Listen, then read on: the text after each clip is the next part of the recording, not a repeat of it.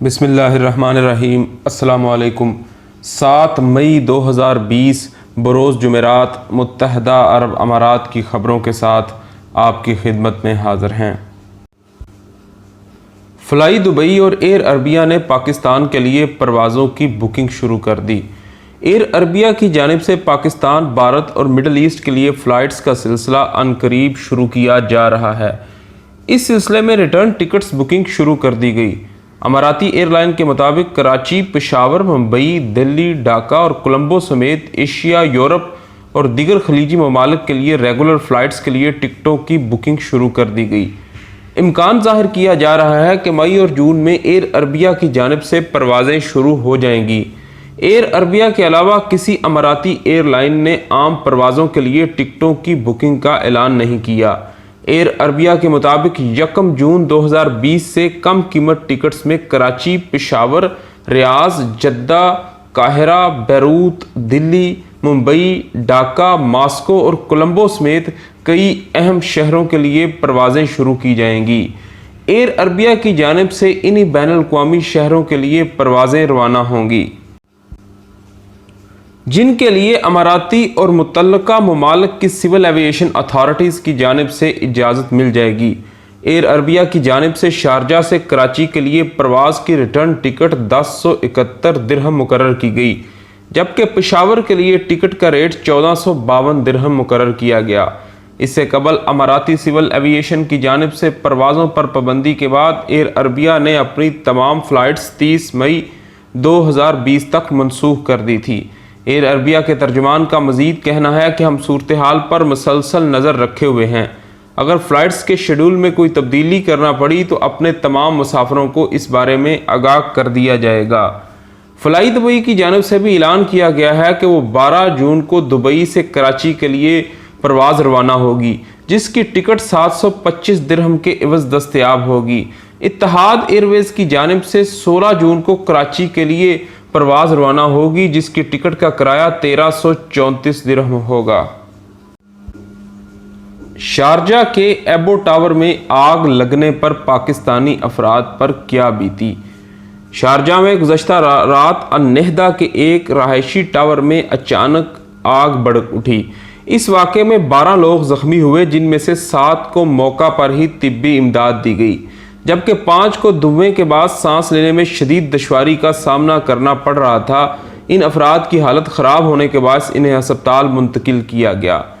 Above tower میں یہ ہولناک آگ 10ویں فلور پر رات 9 بجے لگی، جس میں 2 گھنٹے میں قابو پا لیا گیا۔ 49 منزلہ اونچی اس عمارت میں 38 فلورز رہائشیوں کے لیے مخصوص ہیں۔ 2 فلورز انتظامیہ کی جانب سے خدمات دی جاتی ہیں۔ 9 فلورز پر پارکنگ کی سہولت موجود ہے، جبکہ ہر فلور پر 12 فلیٹس واقع ہیں۔ اس رہائشی بلڈنگ میں سینکڑوں پاکستانی بھی اپنے بیوی بچوں کے ساتھ مقیم ہیں۔ آتش زدگی کے حوالے سے چند پاکستانیوں نے گلف نیوز کو اپنے تاثرات بتائے۔ پاکستانی خاتون آمنہ عادل نے بتایا کہ میں اپنے خاوند اور 2 بچوں کے ساتھ اس بلڈنگ کے 36ویں فلور پر رہائش پذیر ہوں۔ افطار کے بعد میں اپنے خاوند اور بچوں کے ساتھ اپارٹمنٹ کے ہال میں بیٹھے گپ شپ میں مصروف تھی کہ اچانک میرے سامنے والے اپارٹمنٹ میں مقیم میری سہیلی دوڑی دوڑی میرے پاس آئی اور بہت گھبرائے ہوئے انداز میں بتایا کہ ہماری بلڈنگ میں آگ لگ گئی ہے۔ یہ خبر سنتے ہی ہم نے فوری طور پر اپنے اماراتی ID کارڈز اور پاسپورٹس پکڑے اور چہروں کو ماسک سے ڈھانپا اور فوری طور پر لفٹ میں چلے گئے۔ تاہم عین خیال آیا کہ 15ویں فلور پر آگ لگی ہوئی ہے، اس لیے لفٹ سے گراؤنڈ فلور تک جانا خطرے سے خالی نہیں ہوگا۔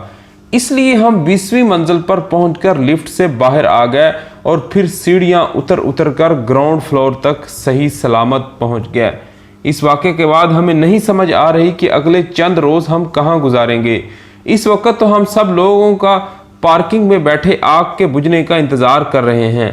آتش زدگی کا شکار ہونے والے ایبو ٹاور میں مقیم پاکستانی جمیل جہازیب نے بتایا کہ اس بلڈنگ کی 21ویں منزل پر واقع 2 بیڈ رومز کے اپارٹمنٹ میں اپنے بیوی بچوں کے ساتھ رہائش پذیر ہوں۔ جس وقت آگ لگی ہم سب بہت زیادہ گھبرا گئے۔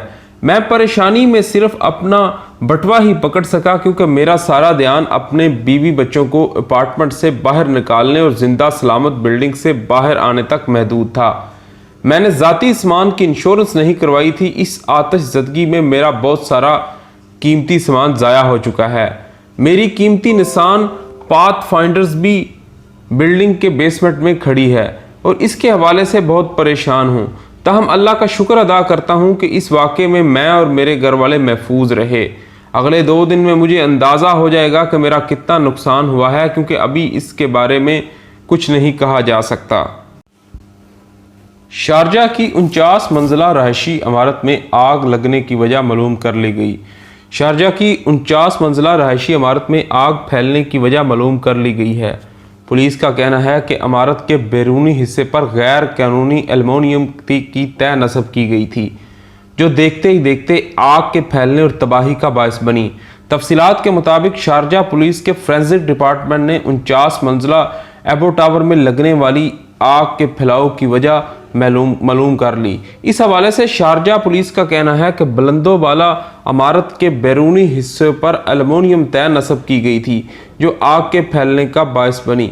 बताया गया कि शारजा में माजी में इमारतों में आग भड़कने के वाक़यात के बाद 2017 में इमारतों में एल्युमिनियम तय के इस्तेमाल पर पाबंदी आयद कर दी गई थी, जबकि जिन इमारतों पर पहले से एल्युमिनियम तय नस्ब थी, इन इमारतों के मालकान को एल्युमिनियम तय हटाने की तलकीन की गई थी, ताहम इसे नज़रअंदाज कर दिया गया। शारजा के किसी भी इलाके में लॉकडाउन नहीं किया जाएगा।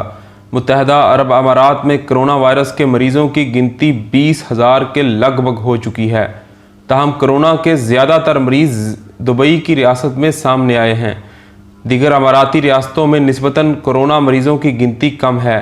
शारजा पुलिस के commander in chief major general Saif ने ऐलान किया कि शारजा के किसी इलाके को कोरोना वायरस के खदशे के बायस लॉकडाउन नहीं किया जाएगा। मेजर जनरल ने आज के रोज़ एक लाइन प्रेस कॉन्फ्रेंस में कहा कि शारजा में किसी भी इलाके में कोरोना वायरस के मरीज़ बड़ी गिनती में सामने नहीं आए, इसलिए पुलिस की जानिब से किसी भी इलाके को कोरोना वायरस के खदशे के पेश नज़र लॉकडाउन करने का कोई इरादा नहीं है। वाज़ेह रहे कि गुज़श्ता माह दुबई के 2 अहम कारोबारी इलाकों नाइफ और रास में 24 घंटों का कर्फ्यू नाफिज किया गया था, जिस दौरान किसी दूसरे इलाके का रहायशी ना तो इन इलाकों में दाखिल हो सकता था, ना ही इन इलाकों का रहायशी दीगर इलाकों में जा सकता था। ताहम कुछ रोज़ कबल इन दोनों इलाकों में दिन रात के इस कर्फ्यू में नरमी कर दी गई।